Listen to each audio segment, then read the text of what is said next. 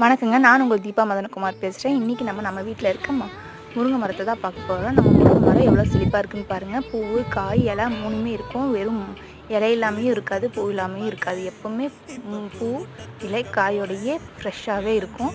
காய் எல்லாமே நல்லா மொந்தமாக நல்லா டேஸ்ட்டாக இருக்கும், மணமாக இருக்கும். சாம்பார் சூப்பராக இருக்குங்க நம்ம முருங்கை மரம்.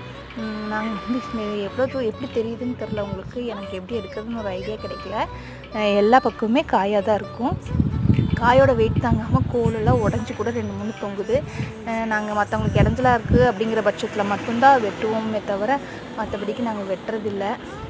இதில் பார்த்திங்கன்னா காய் நல்லா தொங்க விட்டுருக்கோம். அதுலேயே காய்ஞ்சி அதுலேருந்து விதை எடுத்து ஆயில் எடுக்கலாம் அப்படிங்கிற ஐடியாவில் எல்லாத்தையும் முத்த விட்டுருக்கோம்.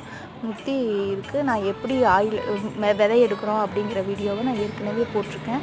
முருங்கை விதை பொடி வீடியோவில் இந்த முருங்காயை பதப்படுத்தி எப்படி விதை எடுக்கிறோம் அப்படிங்கிற வீடியோவை போட்டிருக்கேன்.